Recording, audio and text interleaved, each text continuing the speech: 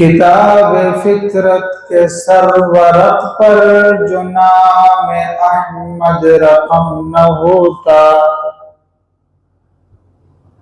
کتاب فطرت کے سرورت پر جو نام احمد رقم نہ ہوتا، یہ نقش ہستی ابھر نہ سکتا، وجود لوح و قلم نہ ہوتا۔ یہ محفل کون و مکان نہ ہوتی، جو وہ امام الرسل نہ ہوتا، زمین نہ ہوتی، فلک نہ ہوتا، عرب نہ ہوتا، عجم نہ ہوتا۔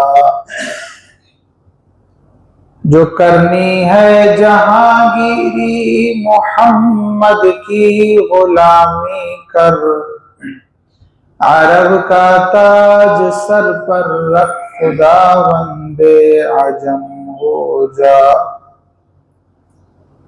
حضرت چلے معراج پر، بلغ العلا بکمالہ، اندھیرا تھا اجالا ہو گیا، کشف الدجا بجمالہ۔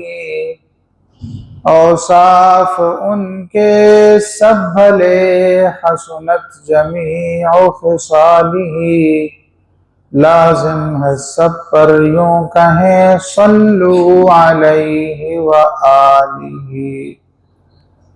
محبت کے ساتھ بلند آواز سے درود پاک پڑھ لیں۔ اللہم صلی علی محمد وعلی آل محمد، کما صلیت علی ابراہیم وعلی آل ابراہیم انک حمید مجید۔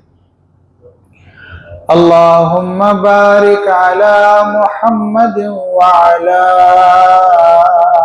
آل محمد، کما بارکت علی ابراہیم وعلی آل ابراہیم انک حمید مجید۔ دو باتیں ارشاد فرمائی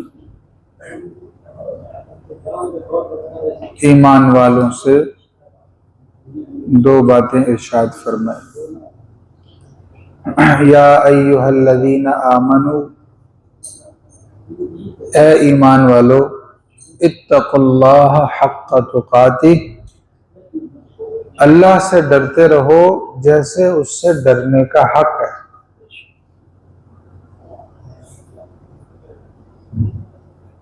ولا تموتن الا وانتم مسلمون، اور تم نہ مرنا مگر مسلمان۔ کیا فرمایا؟ اور تم نہ مرنا مگر مسلمان۔ اس آیت سے ایک بات واضح ہو کر سامنے آتی ہے کہ یہ اللہ کے احکام اور اللہ کے حکم میں سے ہے کہ اس دنیا سے جب ہم نے جانا ہے تو مسلمان ہونے کی حالت میں جانا ہے۔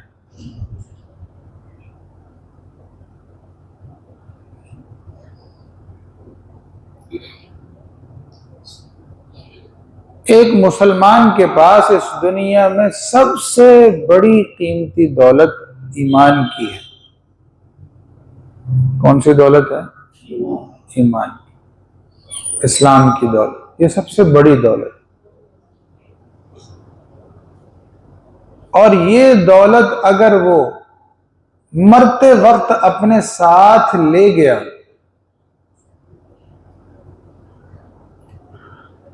تو پھر تو کامیابی اور نجات مل سکتی ہے، پھر تو کامیابی اور نجات مل سکتی ہے، ملے گی اور ضرور ملے گی انشاءاللہ۔ کیونکہ حدیث پاک میں آتا ہے، جناب نبی پاک صلی اللہ علیہ وسلم نے فرمایا، جس شخص کے دل میں رائی کے چھوٹے سے ذرے اور دانے کے برابر بھی ایمان ہوا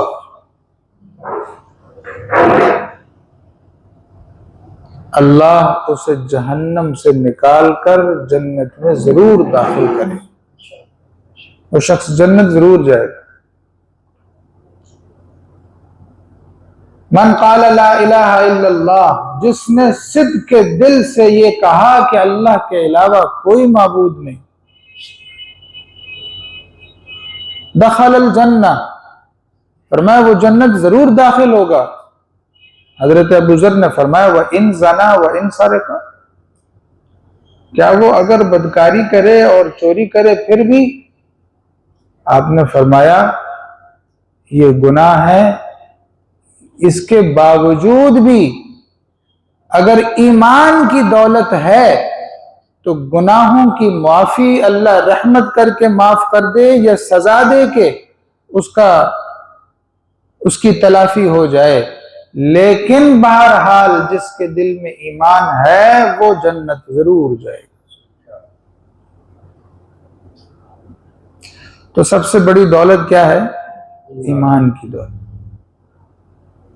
اگر دنیا سے جاتے ہوئے ایمان ہے تو کامیابی ہے، نجات ہے۔ اگر دنیا سے جاتے ہوئے ایمان نہ رہا، اگر دنیا سے جاتے ہوئے ایمان کی دولت ہاتھ میں نہ رہی، ایمان چھن گیا، اللہ نے کلمہ چھین لیا، ایمان اگر چھین لیا تو پھر دنیا بھی برباد، آخرت بھی برباد۔ پھر آخرت میں نجات کسی صورت بھی معافی نہیں ہو سکتی جس کے پاس ایمان نہیں۔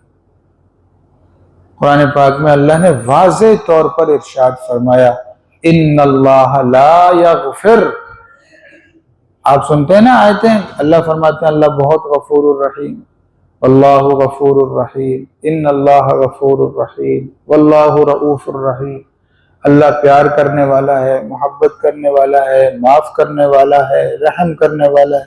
یہ ساری آیتیں ہم سنتے ہیں۔ یہ بھی ایک آیت ہے شاید آپ نے پہلے نہ سنی ہو، جس میں اللہ فرماتے ہیں ان اللہ لا یغفر، یاد رکھو بے شک اللہ بالکل معاف نہیں کرے گا۔ لا یغفر فرمایا معاف نہیں کروں گا، کوئی بخشش نہیں، امید بھی نہ رکھنا بخشش کی، کوئی معافی نہیں۔ ان یشرک بہ، اگر اللہ کے ساتھ کسی کو شریک ٹھہرایا، یعنی اگر تم نے ایمان نہیں ہے تم میں، لا یغفر، پھر کوئی یہ امید بھی نہ رکھے کہ کوئی شخص میرے پاس شرک لے کر آئے اور میں اسے معاف کر دوں۔ مشرک معاف نہیں ہوتا، شرک کا گناہ کبھی معاف نہیں ہوتا۔ تو سب سے بڑی دولت کیا ہے؟ ایمان، اور ایمان کی اس دولت کی مرتے دم تک حفاظت کرنی ہے، اور مرتے ہوئے ایمان ساتھ لے کر جانا ہے اگلے جہان، پھر کامیابی ہے، پھر نجات ہے۔ اور دوسری طرف حضور پاک صلی اللہ علیہ وسلم نے کیا ارشاد فرمایا؟ فرمایا آخر زمانے میں ایسا فتنے کا زمانہ آئے گا، اتنے فتنے آسمان سے برسیں گے جیسے آسمان سے تیر برستے ہیں، جنگ میں تیروں کی برسات ہوتی ہے، یا آسمان سے بارش برستی ہے، اس طرح آسمان سے فتنوں کی بارشیں برسیں۔ ان فتنوں کی بارشوں میں لوگوں کا حال یہ ہو جائے گا کہ اگر کوئی شخص صبح مومن ہے تو شام تک کسی نہ کسی فتنے کا شکار ہو کر شام تک کافر ہو جائے اور اسے پتہ بھی نہیں چلے۔ اتنے فتنے ہوں گے ہر طرف، اتنی آزمائشیں ہوں گی، کبھی کوئی کفریہ کلمہ منہ سے کہہ دیا، کبھی کوئی کفریہ بات ذہن میں سوچ کر عقیدہ بنا لیا، کبھی کوئی کفریہ یا ایسا خطرناک کوئی عمل کر دیا جس کی وجہ سے اللہ ایمان ہی چھین لیا۔ یہ بہت نازک مرحلہ ہے، بہت نازک مرحلہ ہے۔ ایمان کے ان باتوں کو سمجھنا جس سے ایمان چلا جاتا ہے، جس سے ایمان ختم ہو جاتا ہے، مسلمانوں کو ان باتوں کو سمجھنا چاہیے، سیکھنا چاہیے. کہیں ایسا نہ ہو انجانے میں ایسی کوئی بات منہ سے کہہ دی یا ایسی کوئی بات سوچ لی اور عقیدہ رکھ لیا کہ پتہ چلے کہ ہم تو مسلمان بنے بیٹھے ہیں لیکن یہ اسلام سے ہی نکل گئے. مثال کے طور پر میں ایک چھوٹی سی بات آپ کو بتا دوں. شراب پینا کتنا بڑا گناہ ہے؟ گناہ ہے. ہر مسلمان بلکہ ہر انسان اس کو برا سمجھے. شراب پینا حرام ہے اسلام. لیکن آپ کو ایک بات بتاؤں، شراب پینے سے انسان کافر نہیں ہوتا. شراب پینے سے انسان کافر نہیں ہوتا. ہے بہت بڑا گناہ لیکن کافر نہیں ہوتا. لیکن دوسری طرف ایک آدمی شراب کو حلال سمجھے، صرف اس نے یہاں اتنی بات سمجھی کہ شراب حلال، کچھ نہیں ہوتا جی، ٹھیک ہے سب جائز ہے، مولوی نہیں ہوتا، الکوہل جائز ہے، شراب حلال ہے، کچھ نہیں فرق پڑتا. جس نے صرف اتنی بات ذہن میں سوچ لی، یہاں اس بات کو سوچ لیا اور یہ کہا کہ شراب سے کچھ نہیں ہوتا، شراب حلال ہے، اس شخص نے خود چاہے ساری زندگی شراب کا ایک گھونٹ بھی نہ پیا ہو، یہ شخص کافر ہو گیا.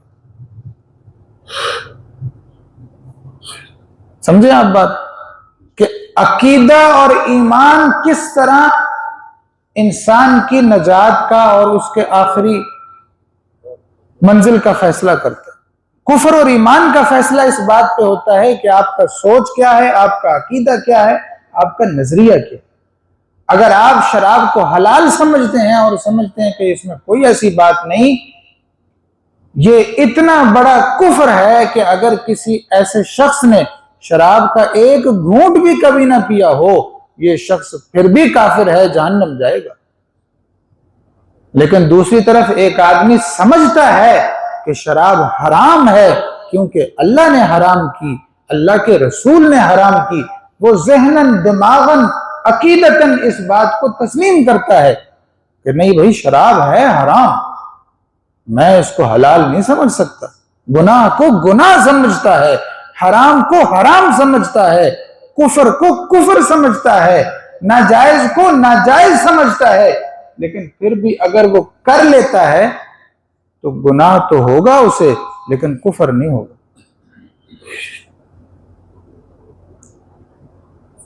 تو یہ اتنا نازک مسئلہ ہے. تو میں عرض کر رہا ہوں کہ ایمان سب سے بڑی دولت ہے، اور اس ایمان کو ہم نے اپنے دلوں میں بچا کر رکھنا ہے اور مرتے ہوئے اس کو اپنے ساتھ قبر میں لے کر جانا ہے، اگلے جہان لے کر جانا، کیونکہ اس ایمان نے ہمیں اگلے جہان میں نجات دلوانی ہے. تو اس ایمان کی حفاظت بہت ضروری ہے یا نہیں؟ یہ کتنی بڑی دولت ہے کہ اس نے ہمیں اگلے جہان میں جہنم سے نجات دلوانی ہے، اس نے ہمیں اللہ کی معافی کے قابل کرنا ہے، اس نے ہمیں جنت میں داخلے کا مستحق بنانا ہے. ایمان اتنی بڑی دولت ہے تو اس کی حفاظت کرنی چاہیے کہ نہیں کرنی چاہیے؟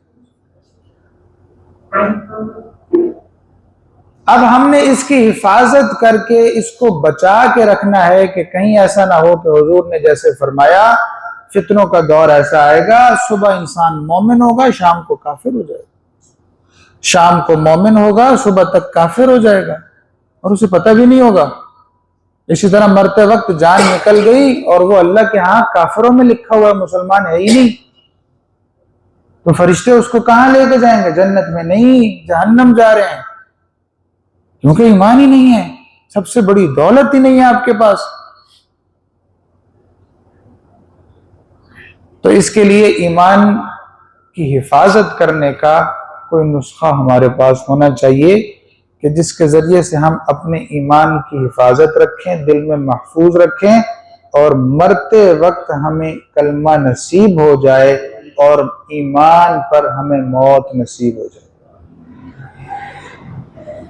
ہونا چاہیے کہ نہیں؟ یہ ہر شخص کی دلی تمنا اور دعا ہے. کون کون چاہتا ہے کہ اللہ تعالی ہمیں ایمان کی حالت میں دنیا سے رخصت کرے؟ اللہ ہمیں ایمان پر موت نصیب فرمائے، اللہ ہمیں نجات پر، ایمان پر اس دنیا سے رخصت کرے، اللہ ہمیں کفر اور شرک سے بچائے۔